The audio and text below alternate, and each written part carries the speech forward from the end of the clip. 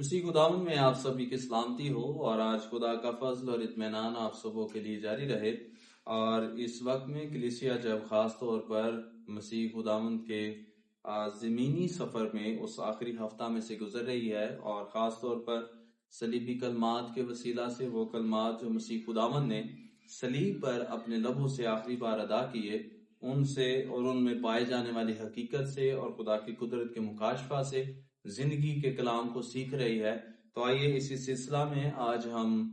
پہلا صلیبی کلمہ جو ہے اس میں سے چند باتیں اپنی تربیت اور نصیحت کے لیے کچھ لمحوں میں دیکھیں گے، اور کتاب مقدس میں سے مقدس لوکا کی انجیل اس کا 23واں باب اور کتاب مقدس میں سے اس کی 34ویں آیت کی تلاوت کریں گے۔ اور کتاب مقدس میں یوں لکھا ہے، یسوع نے کہا، اے باپ، ان کو معاف کر، کیونکہ یہ جانتے نہیں کہ کیا کرتے ہیں۔ اور انہوں نے اس کے کپڑے کے حصے کیے اور ان پر کرا ڈالا۔ کتاب مقدس کا پڑھا اور سنا جانا ہم سبوں کے لیے باعث برکت ہے۔ یہاں پر ہم خاص طور پر میں اس وقت میں اس کلمے کی کوئی تاریخی یا اس کی جو دوسری پرتیں ہیں ان کو نہیں کھولوں گا، لیکن خاص طور پر اس کے اطلاعات کو جو آج کلیسیا پر ہے اس کے اوپر ہم تھوڑی دیر کے لیے بات کریں گے۔ مسیح خداوند کے یہ الفاظ جو اس نے صلیب پر ادا کیے، پہلا جو لفظ مسیح خداوند نے اس جگہ پر بولا ہے، اس نے کہا، اے باپ، ان کو معاف کر، کیونکہ یہ نہیں جانتے کہ کیا کرتے ہیں۔ اے باپ، خداوند مسیح یسوع کا کہنا اپنی ذات میں یہ وہ پہلا الزام تھا جو مسیح خداوند پر یہودیوں کی طرف سے، فقیوں کی طرف سے، فریسیوں کی طرف سے، اس وقت علماء کی طرف سے مذہبی الزام مسیح خداوند پر لگایا گیا۔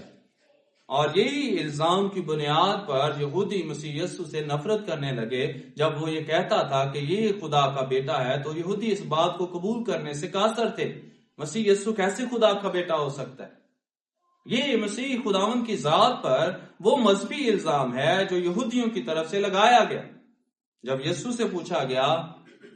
اور جب خود جب بادشاہ کی اس جگہ پر بارگاہ میں پہنچا تو بادشاہ نے اس سے کہا کہ پہلا الزام جو تجھ پر ہے، جس کی وجہ سے یہودی تجھے مصلوب کرنا چاہتے کہ تو خود کو خدا کا بیٹا کہتا ہے، تو یسوع نے اسے جواب دیا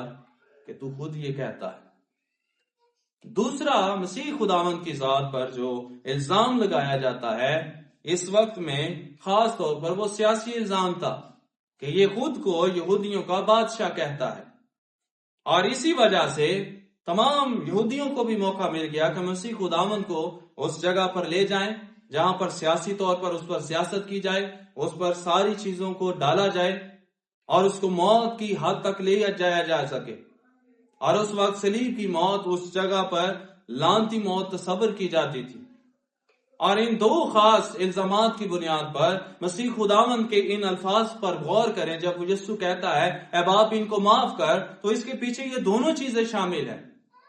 یاد رکھیے، ہمارا مسیحا یسوع جو ہے کوئی سیاسی رہنما نہیں ہے، کوئی سیاسی ایڈوکیٹ نہیں ہے، کوئی سیاسی ایکٹیوسٹ نہیں ہے۔ یسوع مسیح کہ ان الفاظ کو جب اس نے کہا، اے باپ، ان کو معاف کر، تو ان کی زندگی میں پائے جانے والی تمام ان خطاؤں کو، جو پہلے نمبر تو اس وقت وہاں پر موجود یہودی لوگوں کے لیے تھی، اور پھر دوسری ان تمام لوگوں کے لیے جو سپاہیوں کے طور پر مسیح یسوع کے اس صلیبی دکھ میں، صلیبی موت میں شامل تھے، اور اس جگہ پر موجود تیسرے نمبر پر تمام دنیا کے لیے یسوع شفاعت کرتا ہوا نظر آ رہا ہے کہ اے باپ، ان کو معاف کر، یہ نہیں جانتے کہ کیا کرتے ہیں۔ حقیقت میں مسیح یسوع کے منہ سے یہ لکھنے والے الفاظ، یسوع کی ذات اقدس میں سے، اس کے ذات مبارک میں سے، اس کے مبارک لبوں میں سے یہ نکلنے والے الفاظ ایک شفاعتی الفاظ ہیں، یہ ایک شفاعتی دعا ہے۔ اور اگر آپ مسیح یسوع کی ذات پر، حقیقت پر غور کریں تو کتاب مقدس بیان کرتی ہے یسوع آج بھی کبریا کے دانے طرف ہمارے لیے شفاعت کر رہا ہے۔ رومیو 6 باب میں تحریر ہے کہ روح القدس بھی ہمارے لیے ہماری کمزوری میں مدد کرتا ہے، کیونکہ ہم نہیں جانتے کس طرح سے شفاعت کرنی چاہیے، کس طرح سے دعا کرنی چاہیے۔ اور اس دعا میں پہلی بات مسیح خداوند معافی کو طلب کر رہا ہے، اس معافی کو جو انسان نے گناہ کی حالت میں اس دنیا میں، زمین میں بیج بویا ہے۔ اس کی معافی کے لیے خداوند مسیح یسوع اس وقت کے لیے فریاد کر رہا ہے، اور خداوند مسیح یسوع اس جگہ پر خاص طور پر ایک وکیل کے طور پر ان کے سامنے موجود ہے۔ نمبر 1 یہودیوں کے لیے، یسوع یہ بات کرتا ہے کہ یہ نہیں جانتے کہ کیا کرتے ہیں۔ نمبر 2، ان رومی لوگوں کے لیے، سپاہیوں کے لیے وہ جو کر رہے تھے وہ بھی نہیں جانتے تھے کہ کیا کر رہے ہیں۔ نمبر 3، تمام دنیا کے لیے مسیح یسوع وکیل کے طور پر شفاعت کرتا ہے، کیونکہ جو گناہ سرزد ہوا ہمارے آباء و اجداد سے، باپ ابراہم اور یعقوب اور اسحاق نے اس کی معافی اور تلافی کے لیے خدا کے منصوبوں کو ریسیو کیا، اور جو ہمارے بزرگان دین یعنی کہ حضرت آدم سے جو گناہ ہوا اور ان کے وسیلہ سے تمام نسل انسانی میں پھیلا۔ کلام میں لکھا ہے بس ایک آدمی کے وسیلہ سے گناہ دنیا میں آیا اور گناہ کے سبب سے موت، اور یوں موت سب آدمیوں میں پھیل گئی کیونکہ سب نے گناہ کیا۔ مسیح خداوند انسان کی زندگی کا ابدی دروازہ جو موت کی طرف کھلا ہے اور جو گناہ کے وسیلہ سے خدا سے جدائی کا دروازہ کھلا ہے، اس کو بند کر کے اس بات کی شفاعت کرتا ہے کہ یہ ہم نہیں جانتے کہ یہ کیا کرتے ہیں، اے باپ تو انہیں معاف کر۔ اس لیے آج کلیسیا ہوتے ہوئے ہمیں خاص طور پر اس بات کی ضرورت ہے کہ مسیح یسوع کے الفاظ کو اپنی زندگی کا حصہ بنائیں اور اس معافی کو قبول کریں جو ہمارے کاموں کی وجہ سے نہیں ہے، جو ہماری ریاستوں کی وجہ سے نہیں ہمیں ملی، جو ہماری نیک اعمال کی وجہ سے ہمیں نہیں ملی، جو ہماری سخاوت کرنے کے وسیلہ سے ہمیں نہیں ملی، جو ہماری دنیا میں چیزوں کو بانٹنے کی وجہ سے، خیرات کو کرنے کی وجہ سے، شاید ہدیوں کو دینے کی وجہ سے، دائیکیوں کو دینے کی وجہ سے ہمیں نہیں ملی، یہ فقط اور فقط یسوع مسیح کے لہو کی قدرت اور اس کی بخشش اور فضل کے وسیلہ سے ہم تک پہنچی ہے۔ ہم ایمان سے اس کو قبول کریں اور مسیح کی اس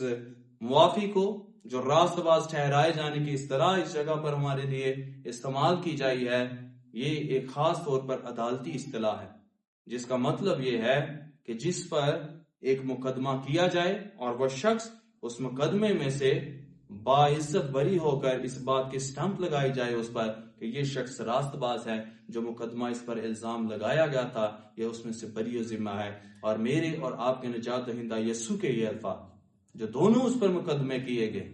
کہ یہ خود کو خدا کا بیٹا کہتا ہے، اور نمبر 2 یہ خود کو دعویٰ کرتا ہے کہ یہودیوں کا بادشاہ ہے۔ مسیح یسوع کی قدرت اور اس کی ذات کی حقیقت یہ ہے، کلام کی قدرت بیان کرتی ہے، خدا نے دنیا سے ایسی محبت رکھی ہے کہ اس نے اپنا اکلوتا بیٹا بخش دیا ہے تاکہ جو کوئی اس پر ایمان لائے وہ ہلاک نہ ہو، وہ ہمیشہ کی زندگی پائے۔ یسوع مسیح خدا کا بیٹا ہے، اور جو اس کی اس قدرت کو جان لیتا ہے اس کے اندر سے زندگی کے چشمے کی ندیاں جاری ہو جاتی۔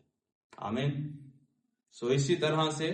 خداوند مسیح یسوع ہماری زندگی کے لیے برکت جاری کرتے ہوئے، ان الفاظ کو بیان کرتے ہوئے، ہمیشہ کی زندگی کا دروازہ کھولتے ہوئے ایک وکیل کے طور پر، ایک شفاعتی کے طور پر ہمارے لیے درخواست کرتے ہوئے نظر آتے ہیں، اور ہم اس راست بازی کو ریسیو کریں، نہ اپنے نیک مال کے وسیلہ سے، نہ اپنی ریاستوں کے وسیلہ سے، نہ اپنے کاموں کے وسیلہ سے، بلکہ خدا کے فضل کے وسیلہ سے کہ ہم اس میں راست باز ٹھہرائے گئے ہیں، کیونکہ یسوع نے یہ دعا کی ہے، اے باپ ان کو معاف کر کیونکہ یہ نہیں جانتے کیا کرتے ہیں۔ خداوند آپ سب کو برکت بخشے۔